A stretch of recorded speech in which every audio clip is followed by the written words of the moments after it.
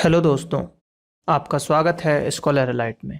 जो लोग ये वीडियो पहली बार देख रहे हैं तो उनसे रिक्वेस्ट है कि आप हमारे चैनल को सब्सक्राइब कर लीजिए ताकि जो भी वीडियोस मैं अपलोड करूंगा आपको नोटिफिकेशन के माध्यम से पता चलता रहे। चलिए स्टार्ट करते हैं। दोस्तों, आज हम यहाँ पर जो बात करने जा रहे हैं, आज हम बात करेंगे भौतिक विज्ञान में ऊष्मागतिकी की, यानी कि थर्मोडायनेमिक्स के बारे में यहाँ पर हम बात करेंगे। बहुत ही छोटा सा मेरा चैप्टर, तो ये बहुत ही बड़ा है, लेकिन जो इसके नियम है, नियम बहुत ही छोटे से हैं एनसीईआरटी के सार संग्रह के हिसाब से, तो उनके बारे में यहाँ पर जो है हम चर्चा करने जा रहे हैं। तो चलिए स्टार्ट करते हैं। बात करते हैं ऊष्मागतिकी की। तो ऊष्मागतिकी में जो दो तीन नियम है उनको हम यहाँ पर डिटेल में थोड़ा सा पढ़ेंगे। तो पहले देखते हैं कि वो है क्या। तो देखिए, ऊष्मागतिकी की बात करें, थर्मोडायनेमिक्स की बात करें, तो भौतिक विज्ञान की वह शाखा जिसके अंतर्गत ऊष्मीय ऊर्जा और यांत्रिक ऊर्जा के आपसी संबंधों का अध्ययन करते हैं। यानी कि जो ऊष्मीय आपकी ऊर्जा हुई, ऊष्मीय ऊर्जा और यांत्रिकी, ठीक है, यांत्रिक ऊर्जा जो हुई आपकी, तो इन दोनों के बीच में क्या रिलेशन है, क्या संबंध है, उसके बारे में जो स्टडी होती है ना, उसके बारे में जो स्टडी होती है, जो अध्ययन होता है, उसी को हम बोलते हैं थर्मोडायनेमिक्स या फिर ऊष्मागतिकी।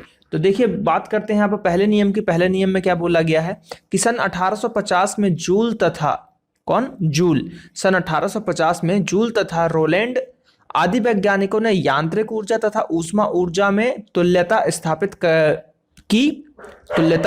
की, जिसके अनुसार यदि यांत्रिक ऊर्जा अथवा कार्य को ऊष्मा में परिवर्तित किया जाए तो किया गया कार्य उससे उत्पन्न ऊष्मा के तुल्य होता है। यानी कि जो यांत्रिक ऊर्जा है आपका, ठीक है, क्या है, जो यांत्रिक ऊर्जा है, अगर उसको आप चेंज करते हो, है ना, यांत्रिक ऊर्जा, समझिएगा बात को, कि यांत्रिक ऊर्जा को अगर ऊष्मा में परिवर्तित किया जा रहा है, जो भी आपका मैकेनिकल आप लगा रहे हो उसको ऊष्मा में, हीट में कन्वर्ट कर रहे हो, तो उसके द्वारा जो किया गया कार्य होगा वो ऊष्मा के तुल्य होगा। जितनी भी ऊष्मा उत्पन्न होगी उसके तुल्य होगा। ये चीज यहाँ पर बोली गई है और इसी को ऊष्मागतिकी का फर्स्ट लॉ बोलते हैं। फर्स्ट लॉ ऑफ थर्मोडायनेमिक्स इसको हम बोलते हैं। क्या? यांत्रिक ऊर्जा, बिल्कुल बेसिक भाषा, मैकेनिकल एनर्जी जो है आपकी, यांत्रिक ऊर्जा है, उससे आपने कोई चीज ऐसा बनाया जो कि हीट जनरेट करे, जो कि क्या करे, हीट जनरेट करे, ऊष्मा जनरेट करे। तो ऐसा आपने बना तो लिया। अब लेकिन क्या हुआ कि जैसे ऊष्मा जनरेट करने की बात हुई, तो जो ऊष्मा जनरेट हुई तो एक तरीके का वो कार्य ही हो रहा है। तो जो ऊष्मा जनरेट हुई है आपकी, वो क्या होगा, जो किया गया कार्य होगा, जितना भी मैकेनिकल एनर्जी के द्वारा कार्य किया होगा, तो जितनी भी ऊष्मा उत्पन्न हुई होगी उसके तुल्य होगी। क्या होगी? उसके तुल्य होगी। ये चीज यहां पर बोला गया है पहले लॉ में। अब बात करें यदि हम कुछ और पॉइंट की, तो देखिए, यदि W यांत्रिक ऊर्जा से Q उसमें ऊर्जा उत्पन्न होती है तो W बराबर Q हो जाएगा। यानी कि W को आपने मान लिया यांत्रिक ऊर्जा, Q को मान लिया हमने हीट, उसमें ऊर्जा, हीट एनर्जी मान लिया। तो जब ये दोनों अगर उत्पन्न होते हैं तो ये दोनों क्या होंगे, बराबर होंगे। ये चीज बोला गया पहले में। अब ऊष्मागतिकी का जो द्वितीय नियम है उसके बारे में थोड़ी सी बात करते हैं। तो द्वितीय नियम को क्या हुआ है कि दो प्रकार में व्यक्त किया गया है। अब द्वितीय नियम है, उसको क्या किया, उसको भी दो प्रकार में यहां पर व्यक्त किया। अब उसमें पहला नियम जो है हमारे पास, पहला नियम है केल्विन का प्लांक का कथन। क्या है? केल्विन प्लांक का कथन। किसी भी ऐसे ऊष्मा इंजन का निर्माण असंभव है जो कि चक्रीय प्रक्रम में, यानी कि साइक्लिक प्रोसेस में, किसी स्रोत से ऊष्मा लेकर कार्यकारी पदार्थ में बिना कुछ परिवर्तन किए उसे पूर्णतः कार्य में बदल सके। यानी केल्विन प्लांक के द्वारा बोला गया कि ऐसा कोई भी आप इंजन, कोई भी ऐसा मशीन आप नहीं बना सकते कि जो अपने एक साइक्लिक प्रोसेस में किसी भी स्रोत से ऊर्जा को ले ले, ऊष्मा को ले ले और बिना कुछ परिवर्तन किए पूर्ण तरीके से उसको कार्य में बदल सके। है ना भाई, बनी सी बात है, कोई ऐसी मशीन है ही नहीं। जैसे मान लीजिए आप गाड़ी की बात कर लीजिए, जो भी आपके पास गाड़ी है, पेट्रोल गाड़ी है, तो उसमें हम पेट्रोल डालते हैं, फिर उसको जो जलाया जाता है उससे ऊष्मा उत्पन्न होती है और उससे हम कार्य करवाते हैं और गाड़ी चलती है। लेकिन वो पूर्ण तरीके से नहीं होता, उसमें कुछ ना कुछ वेस्ट निकलता है हमारा।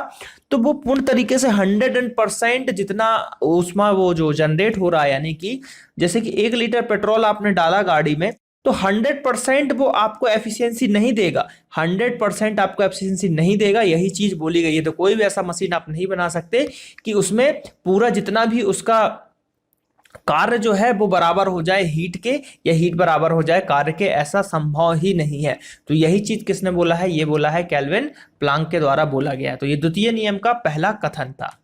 अब द्वितीय नियम का दूसरे की अगर हम बात करें तो दूसरे में यह बोला गया है कि ऐसी किसी भी स्वचालित मशीन का निर्माण असंभव है।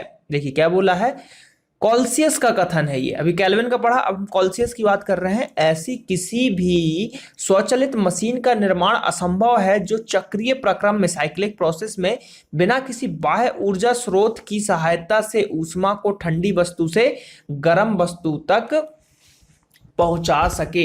यानी कि वही बात की जा रही है कि कोई भी ऐसी मशीन आप नहीं बना सकते जो कि अपने एक साइक्लिक प्रोसेस में बाह्य ऊर्जा स्रोत के बिना, यानी कि बाहर की जो ऊर्जा है उसके स्रोत से ऊष्मा को ठंडी वस्तु से गर्म वस्तु में पहुंचा सके। यानी कि जो ऊष्मा है अब उसको ठंडी से गर्म वस्तु में पहुंचाना है तो बाहरी आपको कोई ना कोई स्रोत लगेगा। ये चीज बोला गया है कॉल्सियस का कथन। क्यों? क्योंकि भाई बात वही है यहां पर कि ऊष्मा जो है क्या होता है, जैसे मान लीजिए ये प्लेट सबसे गर्म है और ये सबसे ठंडी है, तो हमेशा गर्म चीज ठंडी की तरफ भागती है, गर्म चीज ठंडी की तरफ भागेगी, लेकिन ठंडी चीज गर्म की तरफ नहीं भागेगी। ठंडी चीज को आपको गर्म करना है तो कुछ ना कुछ बाहरी एनर्जी आपको उसमें लगाना पड़ेगा। तो ये जो है यही चीज यहां पर बोला गया है कॉल्सियस के द्वारा कि अगर ठंडी चीज में आपको ऊष्मा देना है तो बिना बाहरी आप स्रोत के, ऊर्जा के स्रोत के बिना उसको गर्म नहीं कर सकते। यही चीज बोला गया है कॉल्सियस के द्वारा। तो आई होप कि ये चीज समझ में आ गया होगा। अब बात करते हैं उत्क्रमणीय प्रक्रम की, बात करते हैं उत्क्रमणीय प्रक्रम में क्या बोला जा रहा है। वह प्रक्रम जिसमें उत्क्रमित करने पर सीधे प्रक्रम में हुए सभी परिवर्तनों के विपरीत दिशा में ज्यों के त्यों पुनरावृत्ति हो जाती है। यानी कि वही बात की जा रही है कि अगर आप रिवर्स कर देते हो किसी प्रोसेस को तो जैसा ही आपने रिवर्स किया तो जितने भी परिवर्तन वो विपरीत हुए ज्यों की त्यों वैसे ही हो जाए, तो ऐसा यहां पर बोला गया है इसमें। तथा प्रक्रम में भाग लेने वाला पदार्थ बाह्य वातावरण में कोई परिवर्तन नहीं होता है और वह प्रक्रम जो उत्क्रमित करने पर ठीक उन्हीं अवस्थाओं से होकर नहीं गुजरता है जिनसे वे सीधे प्रक्रम में गुजरा था, तो अनुत्क्रमणीय प्रकरण कहलाता है। यानी कि वही चीज बात की गई कि कोई प्रोसेस है, अगर उसको उल्टा कर दिया जाए, एक साइकिल ऐसी चल रही थी अब वो साइकिल ऐसे चलने लगे तो उसकी दिशा भी परिवर्तित हो जाएगी, उसमें जो भी चीज था सब कुछ परिवर्तित हो जाएगा। बस जो भी पदार्थ उसमें भाग ले रहा है उसके बाहरी वातावरण में कोई परिवर्तन नहीं होगा। इसको बोलते हैं हम रिवर्सिबल प्रोसेस। लेकिन अगर ऐसा कोई फॉलो नहीं करता है उसको हम क्या बोल जाते हैं? इरिवर्सिबल प्रोसेस कहलाता है। अब यहां पर थोड़ी सी और चीजें देखते हैं कि क्या बोला जा रहा है।